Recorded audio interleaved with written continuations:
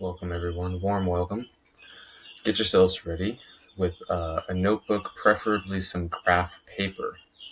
We're going to be doing a lot of graphs and we're going to be plotting some points with some level of precision. So make sure you have graph paper, a pencil or a pen. If you're really bold, use a pen, but I wouldn't recommend it. Although whatever you choose to write with is fine. This is math from the void. Math coming at you pretty much out of nowhere. And occasionally in the void today, you're going to hear some little baby chicks in the background. Maybe a kitten, even the bark of a dog or two.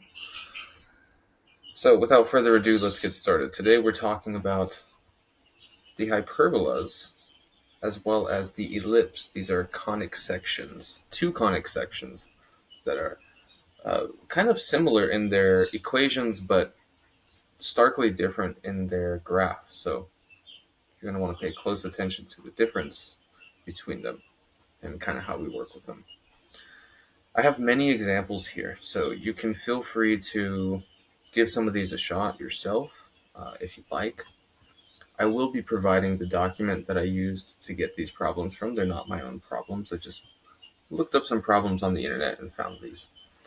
So go ahead and pause the video if you'd like to take a look at what we have here.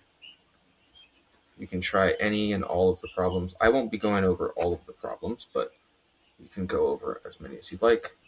Then we have some tougher problems here. See on the right, where we're given features of an ellipse or hyperbola, and we're tasked with writing the equation of the ellipse or hyperbola. They do let you know what it is and what some of the features are, so you can go based off of that. Okay, let's get started with finding the vertices and foci of the ellipse. So we're going to pick a couple equations here to work with. Now, how can we identify that this is the equation of an ellipse? Well, we see that we have a x squared and a y squared, both positive. We can also observe that we have a different coefficient on each of them. So we notice that we have a 4 and a 1 on this, for example.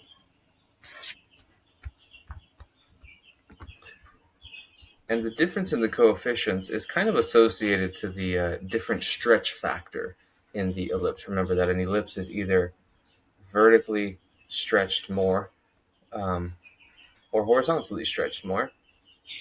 At this level, of course, we could angle these things, but at this level, it's just going to be vertically and horizontally stretched more, depending on this below the x squared and the y squared. Those two terms kind of indicate our stretch factor, and the larger number below means we have a larger stretch, which actually means that this one is going to be favored in the y direction. May not seem like it, but once we divide both sides by 16, then we will have a larger number underneath the y squared. Okay, so that's just like a little brief reminder of how some of those things work.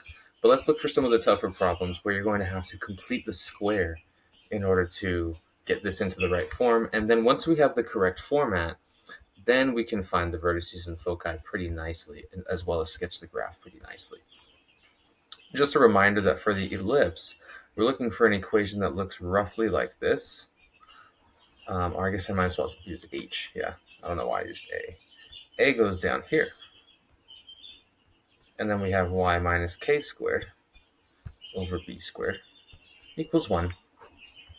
So we want to convert this equation, number 15, into that. What we're going to start off with is we're going to start off with completing the square, which means I have to separate all my x terms. So here we go. I'm separating the x terms together and factoring out the 9. That way I can complete the square here. Plus 4 and then y squared. It's kind of already a completed square. And we have 27 on the other side. Now, in order to complete the square, you have to take this value here, cut it in half, and square it. So we cut -2 in half. That's -1, and square it gives us +1. But we didn't really just add +1, did we? We can't just do that to an equation. We can't just add 1.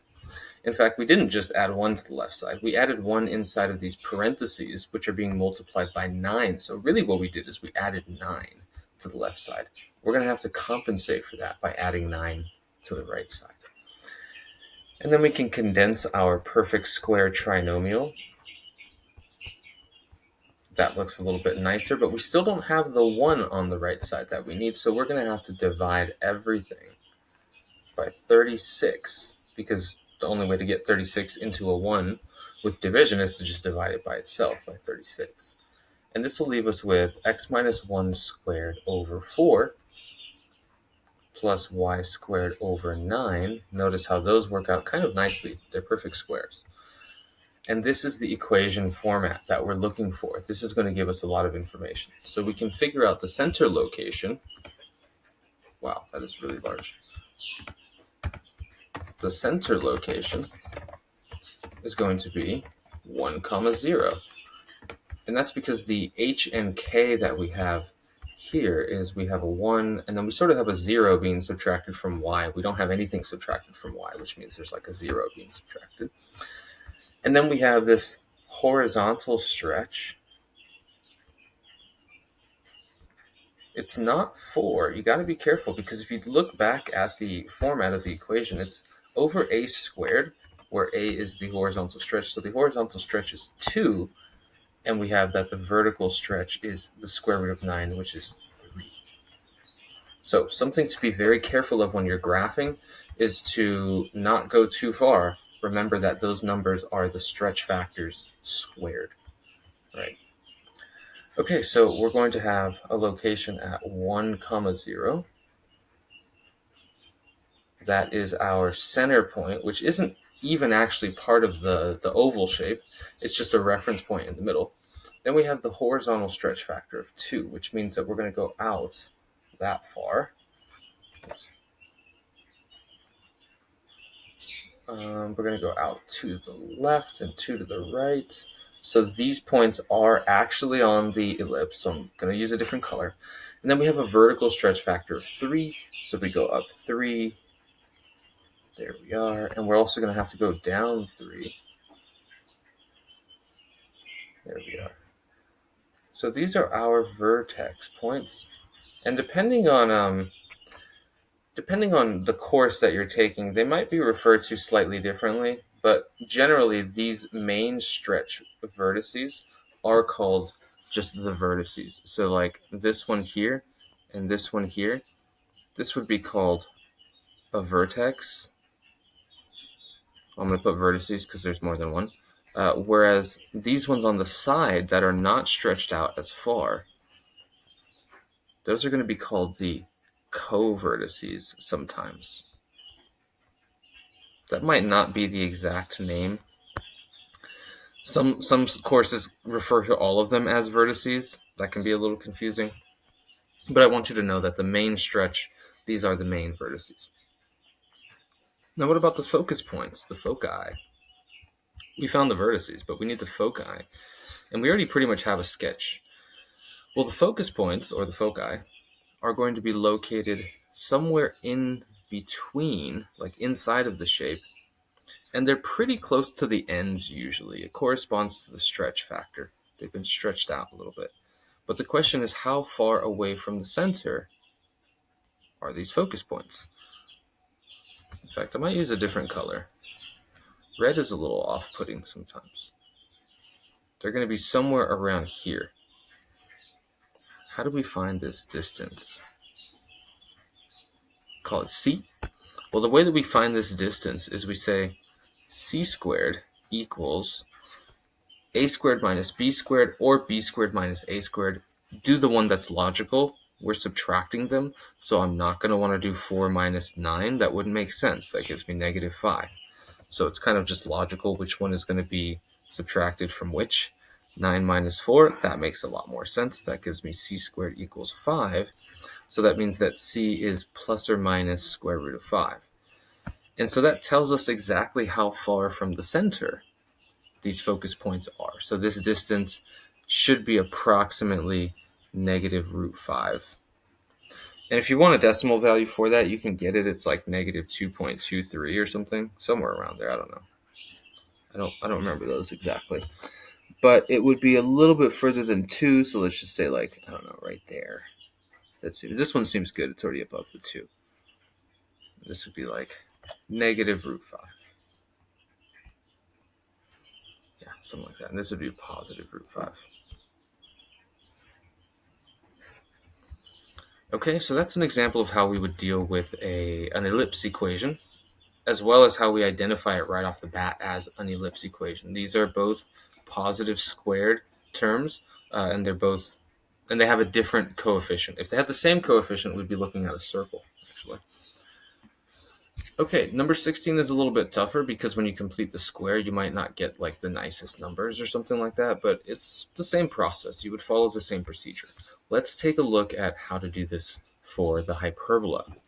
The hyperbola, you'll notice, has a very similar structure, but there's a minus in between these x squared and y squared terms. So we have 9x squared minus 4y squared, or y squared minus x squared, that kind of a thing. We didn't have to complete the square for this one, but let's remind ourselves of what the general equation should look like. It's going to look, as I said, basically identical to the ellipse equation. The big difference here, the only difference here in the equation being this minus sign right there. So that's a minus instead of a plus, which means we're going to have a hyperbola instead of an ellipse. Okay, so the center location, still some theoretical location. It is the same. It's the h comma k. And we still need this 1 by itself on the other side. We won't get into why that is or how that is. And then these stretch factors, it's interesting because the stretch factor doesn't play as significant of a role in the shape of the graph. What I mean by that is, in the ellipse case, we saw that the stretch factor that was largest determines whether or not this is like a vertical ellipse or a more horizontal ellipse. Well, in this case, the graph looks quite different. These two pieces are going to be facing away from each other, either something like this. This is considered like a horizontal case where we have the actual hyperbola is sort of going outwards, almost like two parabolas that are not agreeing with each other, that are not facing each other.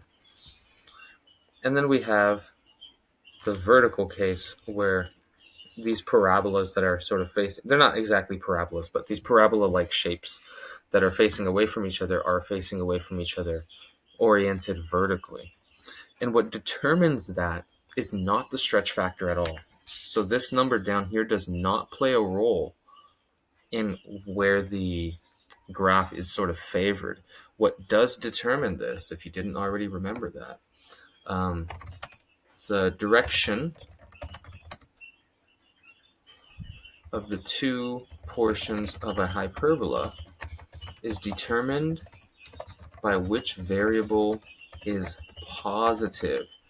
And maybe I'm not writing that perfectly, but what I mean is whichever one has the plus on it. So right now the x has the plus on it and the y has the minus on it.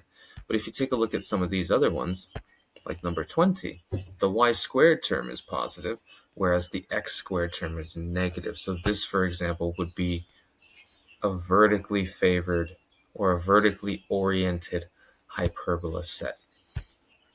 Got it? Okay, so let's pull one of these examples to do. I won't do anything insanely easy.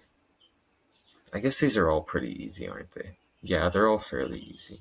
So let's take a look at number 21. Y squared minus x squared equals 4. It's a pretty simple looking equation, and that's because there aren't any stretch factors that have been established yet. But you do have to manipulate this equation because we don't have a 1 here. That's a 4. We need to divide both sides by 4 then. And so now we're going to have, oh, whoops. I'm getting peanut butter in my jelly here. They kind of go together, but they're not the same thing. Okay. We have y squared over 4 minus x squared over 4 equals 1. Remember, this means the stretch factor is 2, not 4. And the center location is very, very nice, right? It's just going to be 0, 0. So here we can kind of start to sketch our graph. Center point is at 0, 0. That's just a theoretical point. I'll just put a dot there. But then what do we do with these stretch factors? Well, what happens... oops, I think I went too far in that one. That's better. And we go 2 up, and we go 2 down. What we're going to do is we're actually going to create this sort of box. And this box is going to allow us to understand where the hyperbola starts from the center. Now, it could start going this way, or it could start going the other way. We have to use our method here of determining which way this is oriented. Well, the y term is positive, so that means we're going to be going upwards from here. So here are the vertices. That's kind of why we draw this box. There's another reason why we draw this box. To actually sketch the graph effectively, let's move this equation a little bit. We're going to additionally throw in, and I'm using red for the box because it's not part of the actual graph, we're going to use these asymptotes which go through the corners of the box. So you always want to make it go through the corners of the box. How do we determine the slope of those? While I'm drawing, think about how you would determine the slope of those asymptotes. And then I'm going to draw the graph respecting the asymptotes, but getting closer. You know how asymptotes work, right? It's that we're getting closer to these boundaries even though we're never quite touching it. So we should approach the boundary. Oops, let's redo that one. So it should look like it's kind of getting wider, almost like you're trying to give the biggest hug ever and you're trying to hug a tree or something. You ever done that? You ever just hugged a tree? No? You should try it. It's not terrible. I know it may sound weird. I'm not saying you have to go up in the main square where everyone's walking around and just hug a tree and yell about it, but just go hug a tree. Feels great. So did you determine why it is that, or how it is that we can figure out the slope of these asymptotes? If you notice, the box is created from the y stretch and the x stretch. That's what this distance is. This is the x stretch. So really the slope of these asymptotes is just the y stretch over the x stretch. So in this case, it's like, that's 2 as the stretch. That's also a 2 as the stretch. So it would be this 2 over this 2, the y stretch over the x stretch, which the value happens to be the same no matter which order you do, but you have to be careful to do the y stretch over the x stretch to get the proper slope for these asymptotes. Okay, now we found what are the vertices. I didn't label them yet, but these are the only vertices. You can tell that unlike the ellipse, there's not going to be like another set of co-vertices. There are just these vertices here. And you can probably put the locations. I don't think I wrote the actual points on my vertices. I should have done that. So this would be 1, 3, and this one would be 1, -3.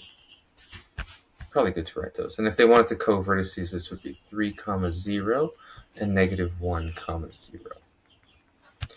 Okay, so let's write these vertices. Let's not forget these ones. This is going to be 0, oops, don't want to write it there. That would be 0, 2, and this would be, yowza, chicken. Chickens are going crazy. 0, -2. Yeah, so that is also the vertex. In fact, I should probably keep it away from here as well. There we are. Now, what about the focus points? Ah, yes, the focus points. Well, the focus points normally are being wrapped around. They're sort of being hugged, but a friendly hug, like from far, not a tight hug. So where are these focus points located? These focus points are located here on the outside of the shape, because you'll notice that the hyperbola pieces are kind of wrapping around that, right? So how do we find this distance? It's from the center, this whole distance. We're going to use a similar equation to what we did with the ellipse, but it is a little different, just like the general equation is a little different, right? We used c squared equals a squared minus b squared. In this case, we're going to use c squared equals a squared plus b squared. So we're going to have c squared equals 8. Therefore, c equals the square root of 8 plus or minus, which reduces a little bit, simplifies a little bit to 2 root 2. If we want a value for that, it's approximately 2.828, like approximately 2.8 basically. So that tells us how far out we need to go. So we're going to go the 2 for the vertices, and then we're going to go a little further. In fact, I'll bring this in a bit. Probably be like right there. And so this location would be 0, 2 root 2. I'll put the exact value there for the focus point there.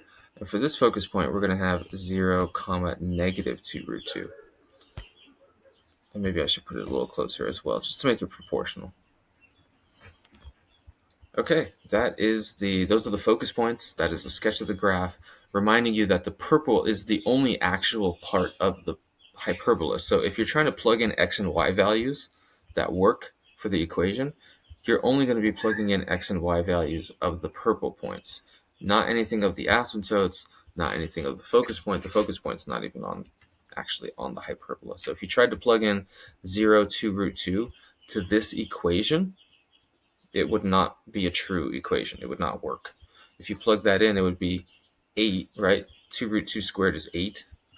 So 8 over 4 minus 0 over 4. Well, 8 over 4 is 2, and 2 does not equal 1. So, yeah, if you pick a point that's actually on the hyperbola, x and y, then when you plug it into the equation, it should be a true equation.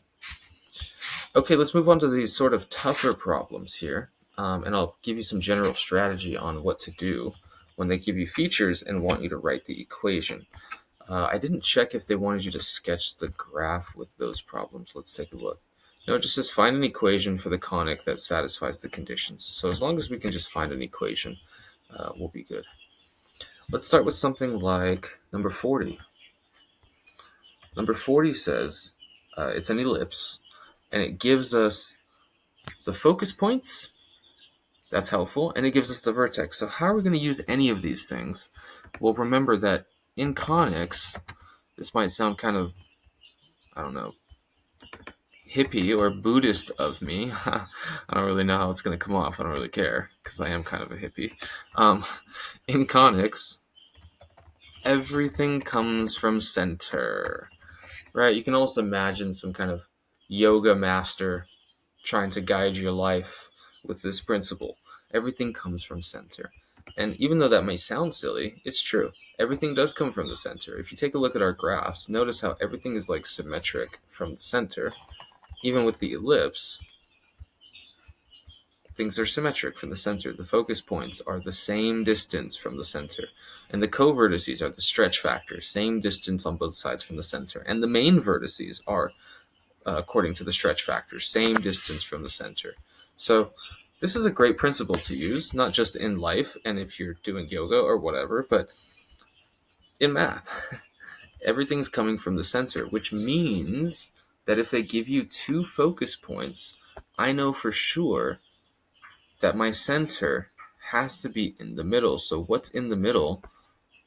We want to look for the center of 0, negative 1, and 8, negative 1. And this is very basic and easy to do, but I'm just going to run through the explanation anyways. Since the y value is the same, obviously the center is going to be with the y value of negative 1.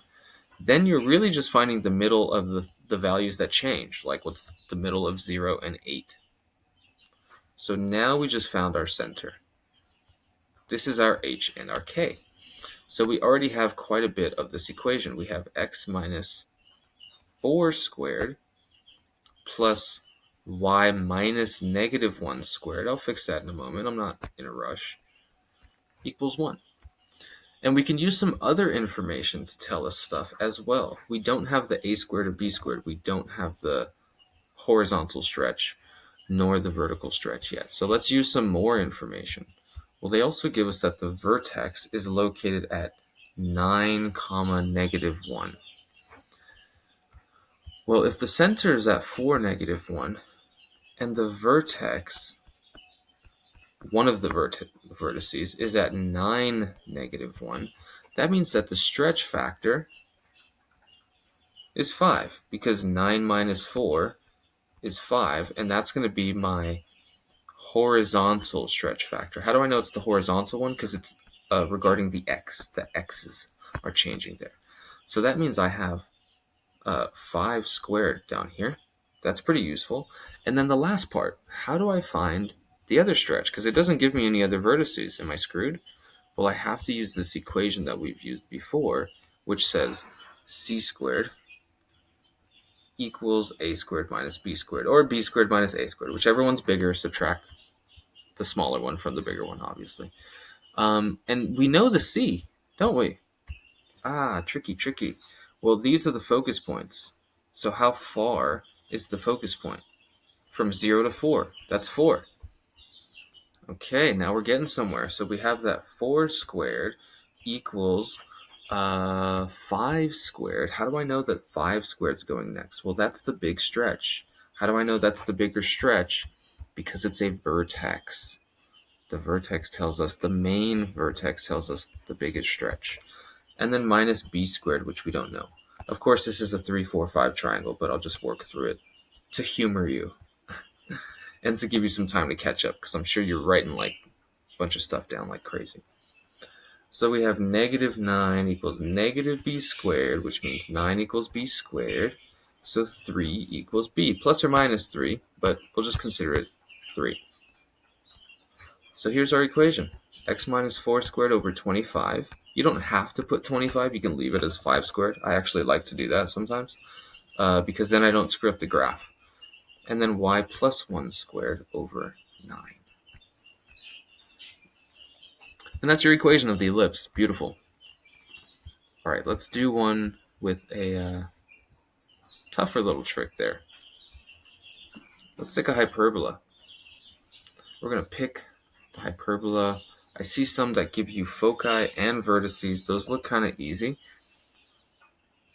Let's look at number 48. Ooh, this one's juicy. Number 48 has us consider a hyperbola with some given information, and I'm going to write all that stuff down here, I think. So we have 2 focus points. Again, everything comes from center. So we're going to try to find the center of the focus point 2, 2, and the focus point 6, 2. Well, they both have a y value of 2, so obviously the center location is going to be 4, 2. All right, so I already have my h and my k. This is a good start. The thing is, I really don't know which one is positive and which one needs to be negative, so I have to be aware of that. I just know that I have x minus 4 squared, like floating in space somewhere, and I have y minus 2 squared. I don't know which one is minus the other. I don't yet know that. Let's read on. It gives me these asymptotes. It gives me the asymptote of y equals x minus 2 and y equals 6 minus x. And those seem completely different equations, right? So if I have asymptotes of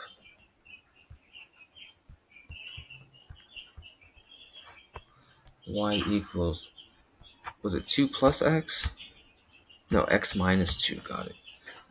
X minus 2 and y equals 6 minus x.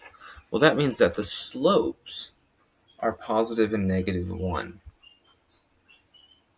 Okay?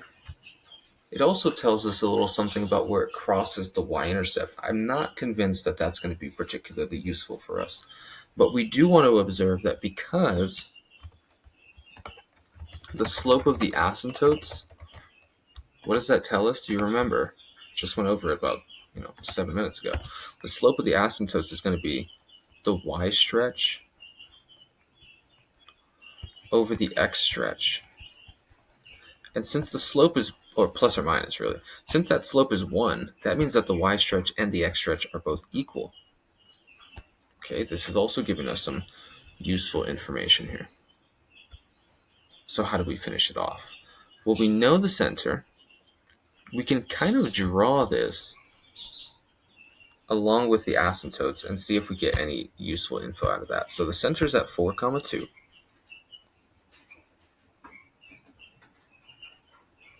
1, 2. This is our center point.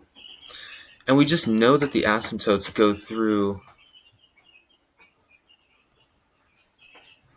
like that. Oh, maybe that was a little bit bad. Should angle it downwards. Oops. Should angle it downwards a little bit more. And we also have, what was it? It was x minus 2. So that would be coming from like down here.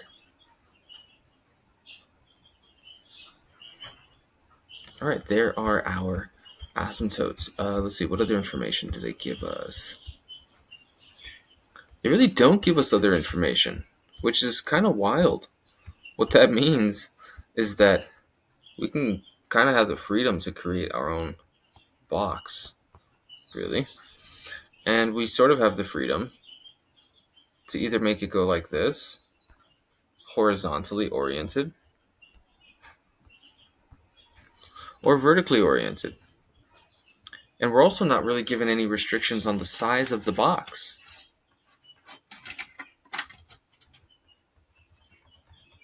So let's just set one.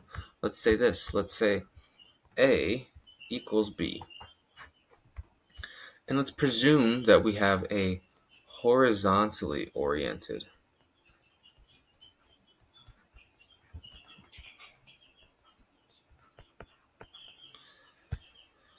well, then we would have something like x minus 4 squared over a squared minus y minus 2 squared over b squared equals 1. And if a and b are equal, we could just pick one. I mean, I'm picking a simple one of 2. But we can draw it differently. Let's do like 3. Let's see where that goes. See where that box ends up at. So if we go out as far as 3, then we end up with a box that goes up here and goes all the way out here. Yeah, something like that. And so now our vertices would be located here. Not that they need the vertices exactly. They just want an equation. The important thing here is that we must have a equals b because the slopes of these asymptotes are plus or minus 1. And so if we just write a general equation like x minus 4 squared over 9 minus y minus 2 squared has to also be over 9. I could pick any number to put down there. I could have picked, I could have picked 17 if I wanted to. And the stretch factor would just be the square root of 17. There's our example. Feel free to use Desmos, by the way, to graph some of these. I think it's a great tool to use Desmos and check your work along the way. Maybe graph the asymptotes and graph the center point and just kind of get an idea of the graph as I was drawing it. That'll help you in drawing your graphs. And then once you do that, you could also find some nice zeros, like some y-intercepts here, if you're interested. Not everyone's interested, but you can find x and y-intercepts really easily with Desmos. So use the technology to your advantage. Don't make it do the work for you, but have it improve your process and help you analyze your own process. I think that'll cover it for today. So I hope you learned something about hyperbolas and ellipse. It's not a full comprehensive review on conic sections. However, this is sort of how you can expect some problems to be presented and how to do them. All right, that's enough blab out of me. I will see you guys next time in the void.